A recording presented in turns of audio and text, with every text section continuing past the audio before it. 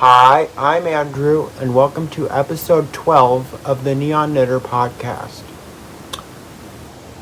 So, in this episode, I don't really officially have any finished objects for you guys. I kind of sort of have one, I'll explain in a minute. And then I have a couple new cast-ons, and then some whips. And then I have some acquisitions to share. So, let's get into this. I'm going to start by talking about my kind of sort of finished object. I'm wearing it. You guys might remember my Bright Axis tee. And I showed it off a couple of episodes ago. I don't remember if it was episode 9 or if it was episode 10, but anyways, I talked profusely about how I wished the body was longer on this, and that it was my first ever bottom-up garment, and that I had never done... So I'd never done a bottom-up garment. I didn't know how to properly measure it against my body. And so I am still learning because there are other bottom-up garments in my future. So, yeah, but anyways, so I figured out a way to extend the body of this. So what I did was I sliced the ribbing off at the bottom, and I put the stitches back on my needles and just kept going because I had most of the skein left of my contrast color. So before I stand up and show you where it hits on my body, which I'm very happy about now, excuse me, I will talk about the yarn I used, just in case you are new here or maybe you don't remember. This is my contrast color. This is the self-striping yarn. This is Earth Yarn's Unique Sock in the 2021 Pantone colorway. And then this, my main color, is from Mode Knit Yarn. It is their Mode Work fingering in the colorway Coal, C-O-A-L. I don't have the labels here to show you. They're somewheres, but anyways, the pattern is Bright Axis by Stephanie Lotvin.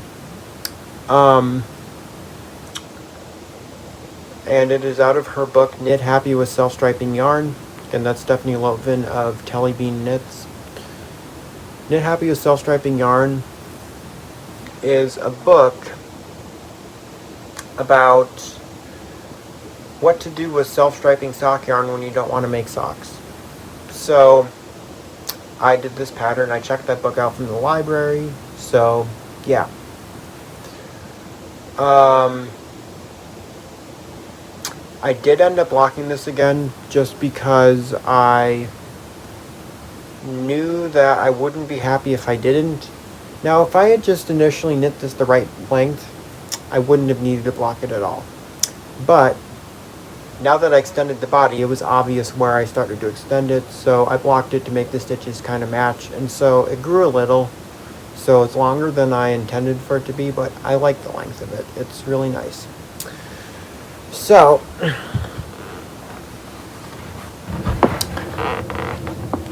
it's hitting me down here, so a little bit past my waist.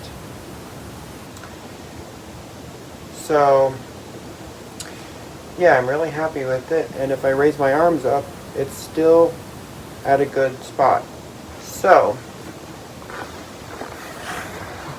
really happy with where that ended up. And yeah, I just on a whim one day decided to do that when I realized I didn't have any plain knitting to work on and everything I had was complicated stuff. And yeah, so because you guys might remember that I rely on public transit to get around, and so I don't like bringing complicated projects on the bus. I like bringing simple stuff. So I needed to make sure I had something simple, and So I picked up the stitches on the body of this and finished it. So it took me about a week and I had an extended body. And could not be happier with this. So hopefully in the next couple of weeks I'll get to take a photo with it. I will admit that it's December and I live in Minnesota, so luckily my backdrop I want to do for my photo is indoors. Otherwise I would just have to freeze to death to do my photo. So I'm very glad that it's an indoor photo shoot that I will be doing. So yeah, excited for that. Excuse me. Alright, let's move on to whips. And I'm going to start by showing... Alright, so 3 out of the 4 whips I'm going to share are new cast-ons since you've seen me last. So I'm going to start with the one that isn't. This isn't in the order that I worked on them. But this is what I'm affectionately calling my Orange Zest sweater. I'll explain why in a second. The pattern is Southwood by Galt House of Yarn. I started this back in May, end of May I think. And I just finally finished the body. So what had happened was I had cast this on end of May and I went gangbusters on this. Absolutely just banged out the body. I got to the point where it was time to switch to smaller needles to do the ribbing. And it got put away. And here's why. I realized that, oh shoot, I've never done a fingering weight garment before. And the Fiber Fair is coming up in a few months. I need to cast on my Bright Axis tee. I ended up wearing it to Yarn Over, and yeah, that event was Yarn Over back in October, but I ended up wearing this to Yarn Over, even though the body wasn't quite long enough. I wore it anyways, as you guys might remember. I wore it twice before extending the body, but I just wasn't happy with the fit of it both times, so. But starting my Bright Axis tee made me set this guy down. But yeah, so I decided to do the ribbing at the bottom because I needed something simple to work on the bus. And that was before I extended the body of this. This was like the week before, I think. So, yeah. And got that done. I didn't pick up the ribbing on this until after I finished the body on a new cast on. So, and so the yarn I'm using for this while I'm at it, because I forgot to mention that, and also the reason I'm calling it my Orange Zest sweater, even though it doesn't look like Orange Zest at all, is here's the yarn I'm using. This is from Hobby Lobby. This is Yarn Bee. Wow. I'm tired, guys. This is I Love This Yarn from Hobby Lobby. Yarn Bee is also one of Hobby Lobby's brands, but that's not this. This is I Love This Yarn. The color is called Orange Zest. That's why I'm calling this my Orange Zest sweater, and I don't see Orange Zest in this. I don't know where Hobby Lobby got that name from. I just thought it was really pretty cool looking yarn. Yeah, so I got 6 skeins of it and making a sweater. So I have 2 skeins left. I have to do the sleeves, so if I need to buy another one, they do still make this color, but I hope I don't have to. But the reason I'm calling this my Orange Zest sweater is because this is my second time making this pattern, Southwood by Galt House of Yarn, and it will not be my last time making it. I like showing off big box store yarns that are very fun and quirky in a very plain sweater, and that's what this is. So, as a result, I need a way to differentiate which one I'm talking about. So I'm calling this my Orange Zest sweater, and I'm going to name all the other ones after their yarns. So that way we know what I'm talking about, rather than me saying, oh, this is my, rather than me saying, oh, my Southwood sweater, then you guys don't have to go, well, which one? So, yeah. Excuse me. Anyways, so this is a new cast on since I have talked to you guys last. This is the Westnitz Go-To Raglan. I actually cast this on the day after I filmed episode 11. And you guys will remember this as an acquisition in my last episode. So this is the Westnitz Go-To Raglan by Stephen West. I've knit the entire body of this and the yoke, of course. Top-down raglan. Really wonderful.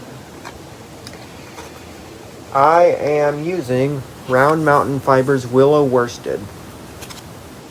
The variegated is called Beehive Ginger, and the solid is called Ginger Root. I am not going to rant on about this yarn because I did in my last episode, and yeah, but I think this is turning out so beautiful. So, I'm not going to film episode 13 till I have a finished object to share. So it's probably going to be the sleeves on one of these two sweaters. Most likely my Westnitz Go-To Raglan, because I'm just loving this one slightly more than the other one because the yarn is so beautiful.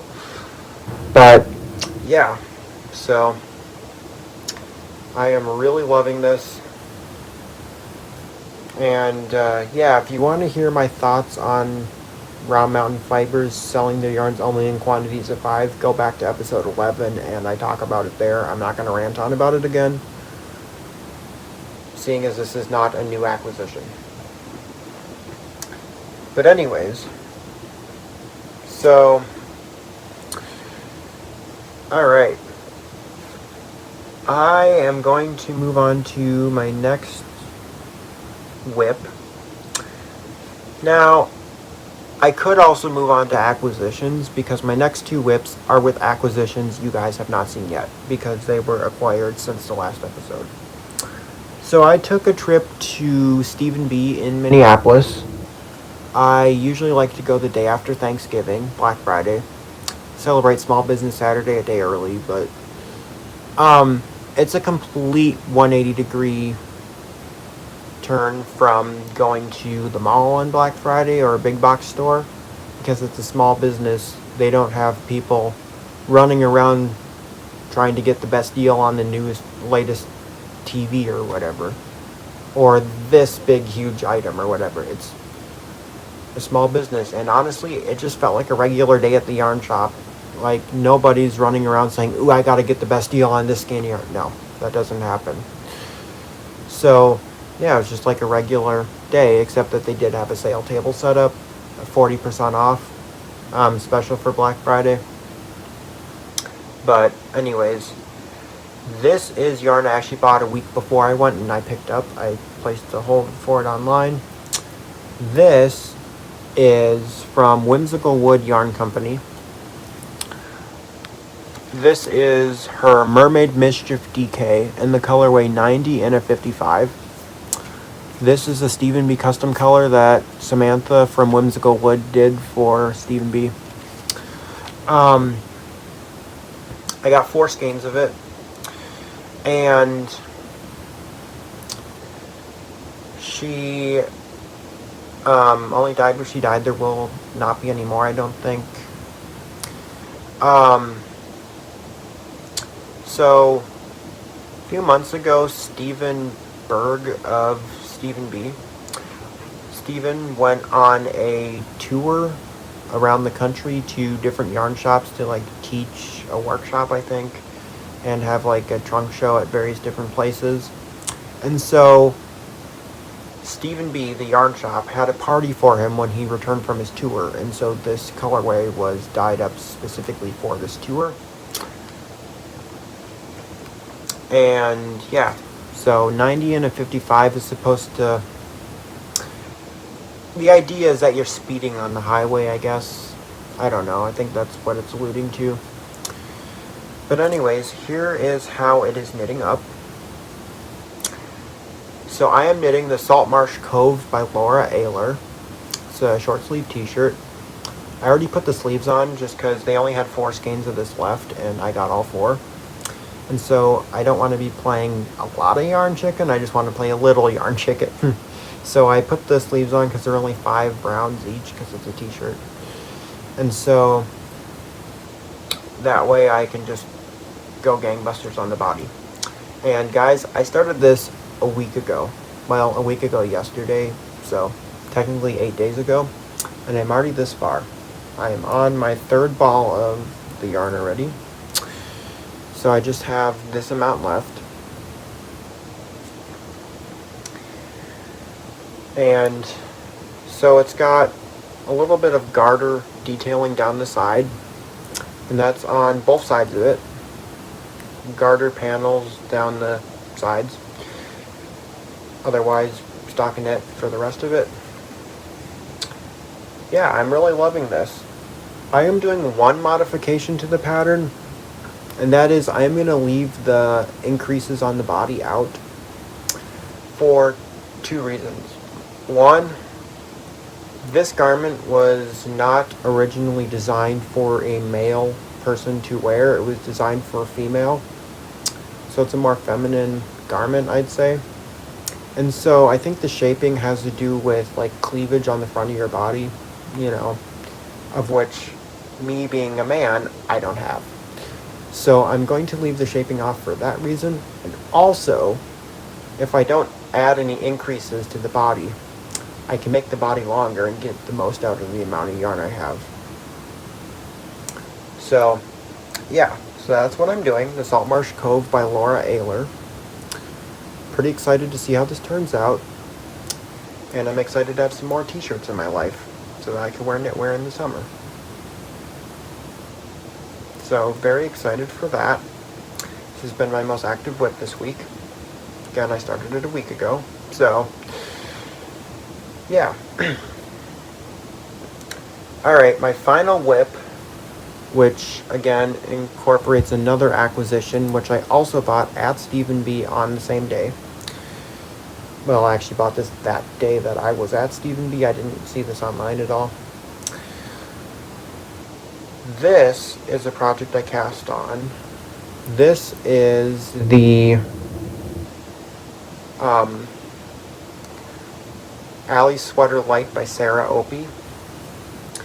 You guys might recall that this was the pattern I was going to knit with that giant blue skein of yarn I got at Yarnover. I could not seem to get gauged with that yarn, so I have since come up with another pattern I'm going to make with that. And I will talk about that at a later date. Okay? Probably won't talk about it till I cast it on, but if you want to see that huge blue skein of yarn, hop back to my Yarnover video and you can see it there.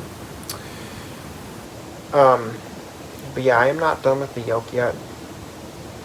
But the reason I cast on the Saltmarsh Cove is because I needed some more plain knitting. And I was kind of getting tired of doing this color work. I'm almost done with this yoke and then the body's plain. Stockinette stitch, so yeah, it'll be rewarding to get the yoke done, but anyways, that is how this is going. And I think this is going to go into hibernation for a little bit because I do need to get some more t-shirts done because I have a opportunity coming up in which I will need to wear some garments in warmer weather. But that's not for several months yet, so you'll be seeing me knit some more t-shirts in the future. So, yeah, so that is that. There's the inside of it in case you guys are curious. And, yeah. So, let's talk yarns. Now, these yarns are a new acquisition since I've seen you guys last. So, sorry, I have all my yarn labels paper clipped together, so I just gotta pull one label from each of the 2 yarns.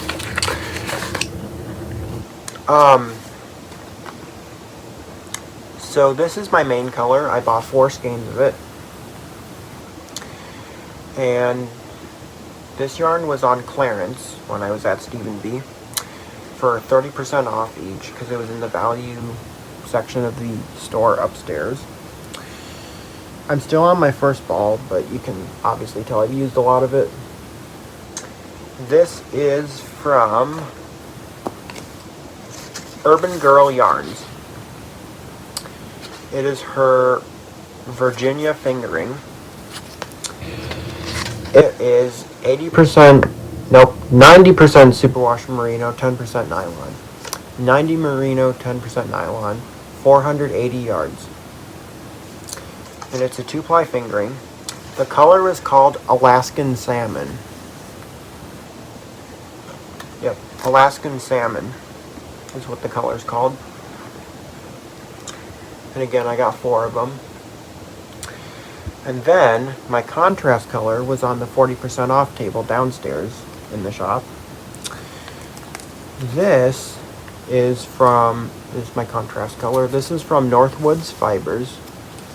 It is their Aspen fingering in the colorway Dreamsicle. The color is called Dreamsicle. Northwoods Fibers Aspen fingering. It is 75% superwash merino, 25% nylon, 460 yards. And this one's 4-ply. Normally I don't like to mix my 2-plies and 4-plies on sweaters. In shawls I'll do it more easily than in sweaters, but I thought these colors went so well together that I thought it was worth it. And it was just a little tiny bit on the yoke. In fact, I'm only going to use about half this skein. So I'll have half the skein left over, 50 grams about, when I'm done with the yoke. So yeah, I'll have to find a project for that. Well, not when I'm done with the yoke, because there is more of the colorwork pattern on the sleeve cuffs. And then there's a little bit of your contrast color on the bottom of the sweater. No color work, just a little bit of your color, just a small stripe of it at the very bottom where you bind off, but at the bottom of the body. But anyways, I will have already popped a picture of the sweater on the screen, so you will know what I'm talking about. But yeah, so pretty excited for that one. And yeah, so that is my final acquisition, or not acquisition, my final whip. I have one more acquisition to share with you guys. And this is something I probably won't cast on for a little while yet, but this is what I had intended to purchase while I was there, and then the yarn for this sweater was kind of a bonus. I saw it and really liked it, kind of a thing. So this is what I had planned to purchase while I was at Stephen B. This. So this is Mrs. Moon Plump DK. It is 80% superfine sustainable merino and 20% baby alpaca. 115 meters. I can pop the yardage on the screen. I don't know what 115 meters is. 50 grams. I will go over the names of the colors in a second. I would like to tell you the pattern I'm doing. So the pattern I am doing is the Treasure Trove sweater by Stephen West. So that's what I'll be making. So the pattern calls for 6 colors. So 5 contrast colors and a main color. Now the main color is also in the yoke, so there's 6 colors in the yoke, but one of them's the main color, so that's spread throughout the body of the sweater too. So I will go over the colors and then I will tell you which one is my main color. Because my main color I have a few more skeins of. 10 skeins of my main color and 1 each of my contrast colors. But I'm going to show you in the order that they will be in the yoke. So this one is called Pistachio Ice Cream. Really love this color. And then this one is called Gooseberry Fool. Like that one a lot too. This one is Malt Loaf. Then this one is lemon curd.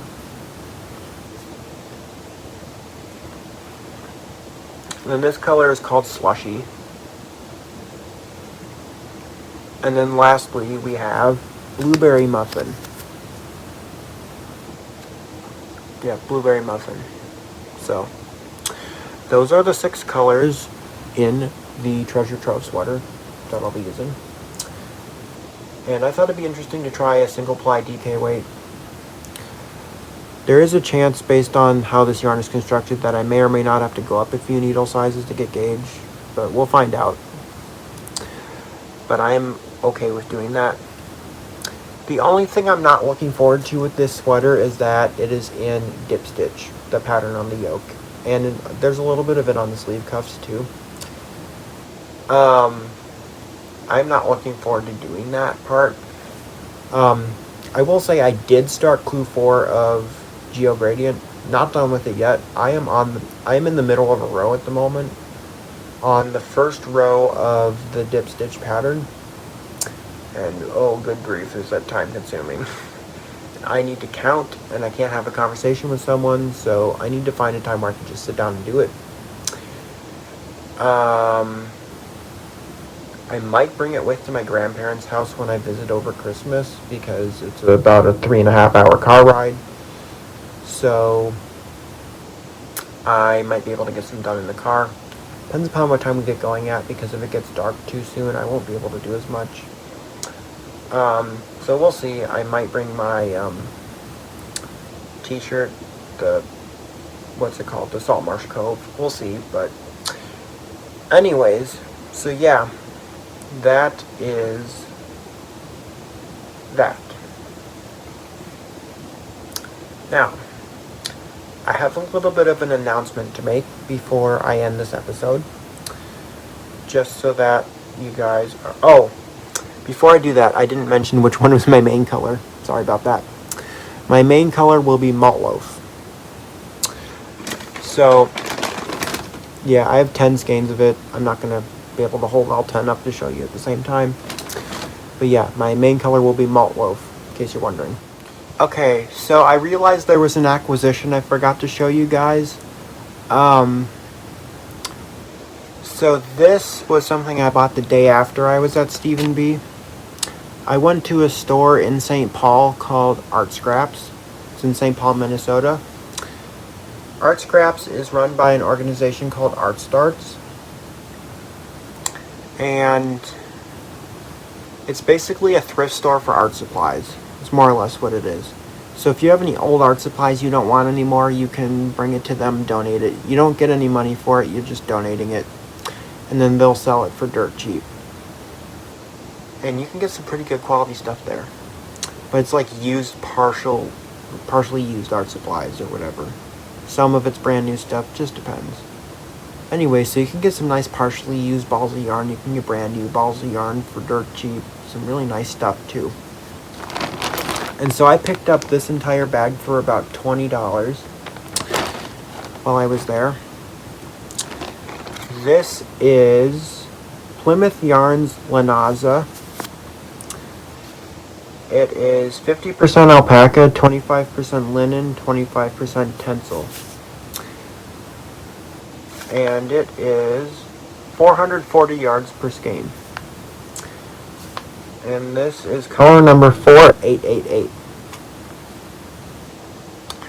And there were 4 plus a partial skeins of it. Now again, like I said, this is a store where people donate stuff, so this is the only one that wasn't wound up. Otherwise, all the other ones were already caked up. But you know what? For $20, who can go wrong, right? I mean... So these are the 4 full skeins I have. And then here's the one partial one. The label wasn't with it, but it's clearly the same yarn. But the other ones, the labels are stuck in the middle. So, yeah. And then, what else Art Scraps has is they do also sell buttons. I did buy these separate. They were not with this yarn. But I thought they would go nice with this yarn, and that I was going to look up a pattern later. Turns out the pattern I found, I'm only going to need 3 of them. but I do have a usage for buttons. If there's short row shaping in a sweater pattern, or if it's obvious what the front from the back is, I don't do this. But if I'm knitting a pattern, say like Southwood by Galdhouse with yarn, where it's not obvious where there's a front and a back, I mean, there is short row shaping optional, but when I do a plain sweater, I don't usually do that. Just when I'm doing other patterns. If it's not obvious the front from the back, sometimes I'll sew a button in the inside of the back part of the sweater so that I know it's the back, kind of in lieu of a tag. So that's what I'll do with these two. But I am going to be knitting the Devon Polo by James Cox. I think that'll be a very nice pattern. I'm not going to be knitting James Cox patterns all the time because his patterns are a little bit pricey. I think I paid about $15 for the pattern.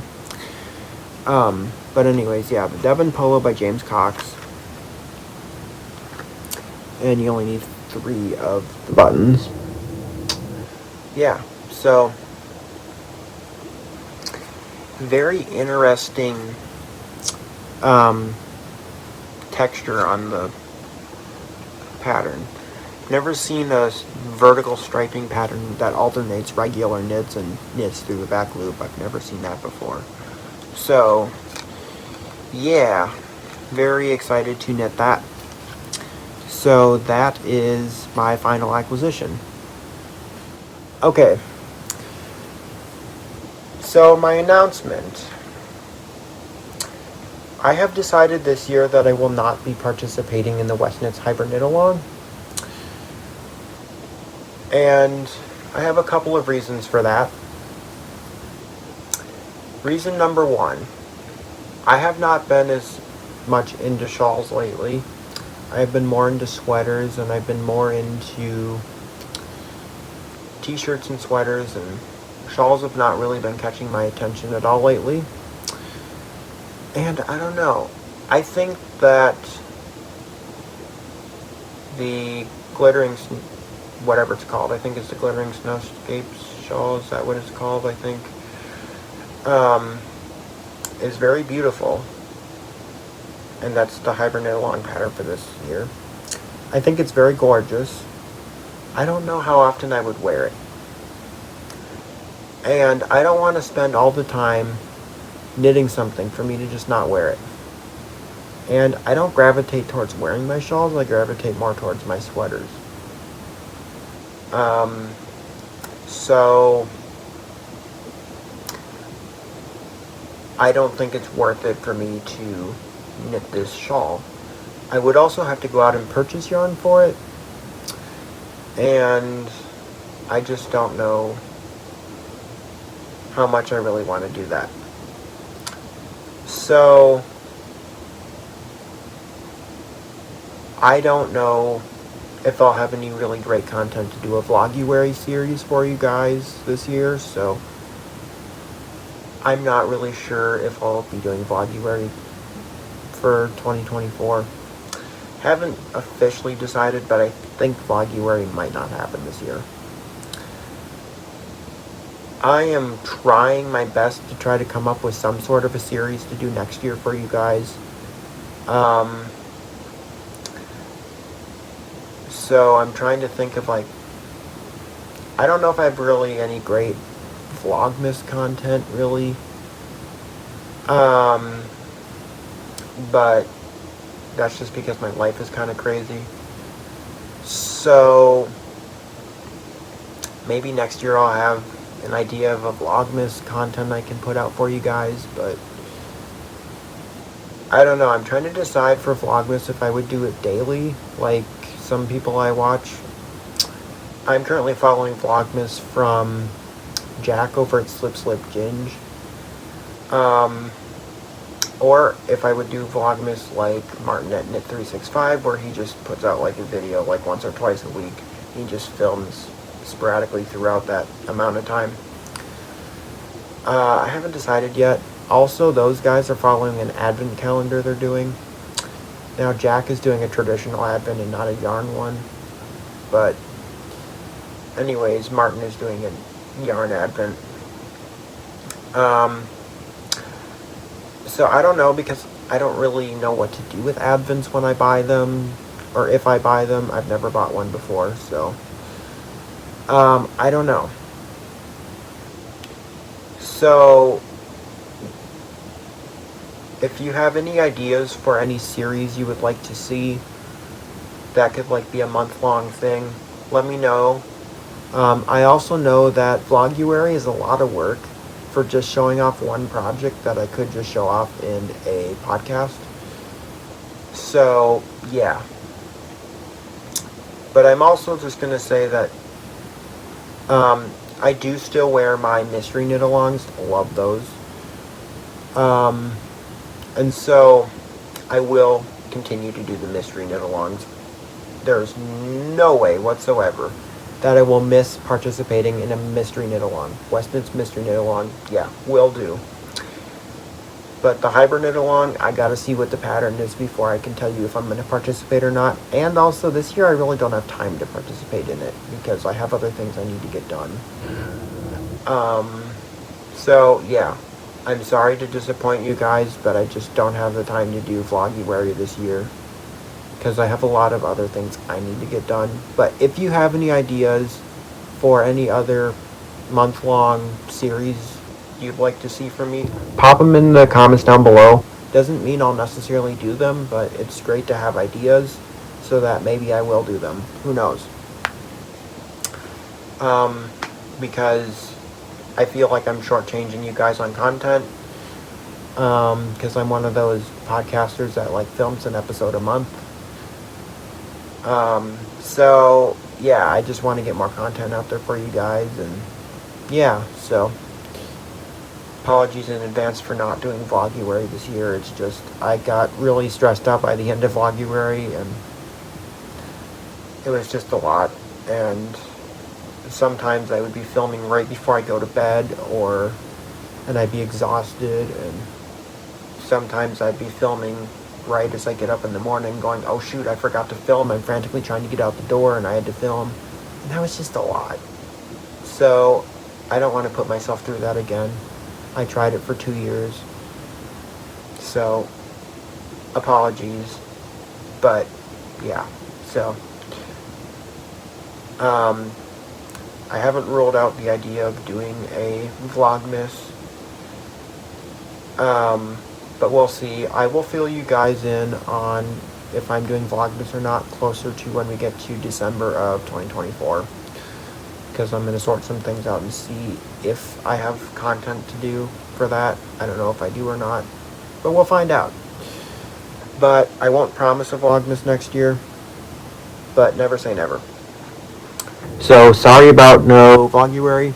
But I will shut up and stop ranting on about that. So that is all the content I have for you guys. And yeah, so I'm Andrew. Thank you for checking in here at the Neon Knitter, and I will be back when I have a finished object to share next. I just wanted to wish you guys a very happy holidays and a happy new year. I will see you guys in 2024.